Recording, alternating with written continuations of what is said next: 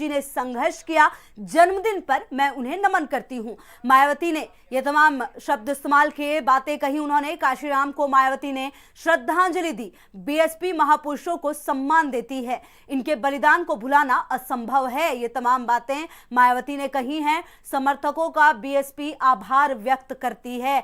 आचार संहिता के बीच काशीराम जयंती, ये तमाम बातें मायावती ने कही हैं। काशीराम को मायावती ने श्रद्धांजलि दी है। मजबूती के साथ चुनाव लड़ेगी बीएसपी, तो बीएसपी महापुरुषों को सम्मान देती है और इनके बलिदान को भुलाना असंभव है। आज जन्मदिन है और इस मौके पर बीएसपी सुप्रीमो ने श्रद्धांजलि दी है काशीराम को, और इसी मौके पर कई बातों का जिक्र किया, कई बातें उन्होंने कही हैं। मजबूती से चुनाव लड़ेंगे, जन्मदिन पर मैं उन्हें नमन करती हूं। तो आज का दिन काफी महत्वपूर्ण बीएसपी के लिए, और कहीं ना कहीं मायावती इस दिन के महत्व को समझती हैं और मायावती ने श्रद्धांजलि दी है आज, और इस मौके पर उन्होंने तमाम बातें कही हैं कि बीएसपी महापुरुषों को सम्मान देती है, इनके बलिदान को भुलाना असंभव है। तो आज जन्मदिन मान्यवर श्री काशीराम जी का, और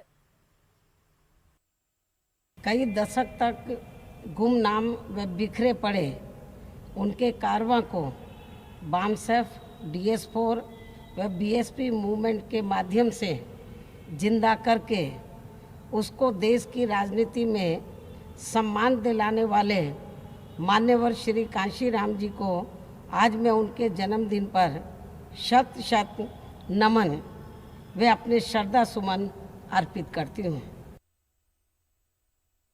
हजारों साल नरगिस अपनी बेनूरी पे रोती है, बड़ी मुश्किल से होता है चमन में दीदावर पैदा, अर्थात वे अनमोल हीरे थे।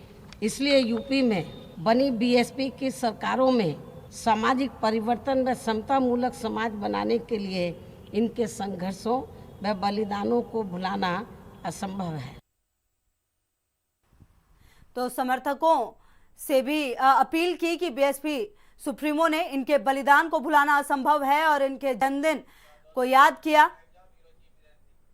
और हमारे साथ इसी खबर पर हमारे ब्यूरो चीफ वीरेंद्र सिंह जुड़ गए हैं ज्यादा जानकारी के साथ। वीरेंद्र जी, आज का दिन बीएसपी के लिए काफी महत्वपूर्ण हो जाता है और आज के दिन मायावती ने उन्हें याद किया है।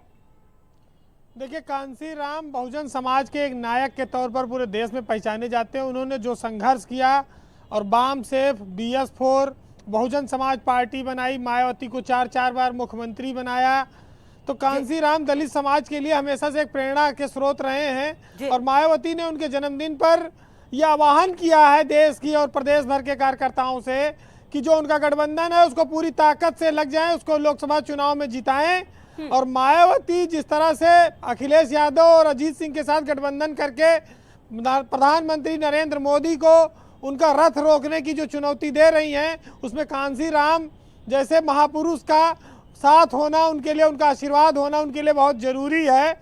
और वो अपने कार्यकर्ताओं को इसी बहाने एकजुट करके पूरे देश में कांशीराम जयंती पर उनसे जो उनके जन्मदिन का गिफ्ट है वो चाहती हैं कि लोकसभा चुनाव में रिटर्न गिफ्ट के तौर पर, जीत के तौर पर जनता उनको दे। और यही वजह है कि मायावती ने आज पूरे देश के कार्यकर्ताओं से आह्वान किया है कि पूरे मन से, पूरी ताकत से बीएसपी गठबंधन को जिताने में लगे। जी बिल्कुल, और निश्चित तौर पर वीरेंद्र जी देखिए ये भी अहम हो जाता है आज के दिन जिस प्रकार की तमाम बातें सामने आई हैं। वीरेंद्र जी, क्या लगता है, समय बदल चुका है, जब काशीराम जी थे उस वक्त का समय, अब का समय काफी बदल गया है, क्या पार्टी की जो मूलभूत चीजें थी उसमें भी बदलाव आ गया है अब? देखिए, बसपा को एक मिशन के तौर पर शुरू किया गया था। कांशीराम इसे मिशन मानते थे कि बहुजन समाज का उत्थान करना है।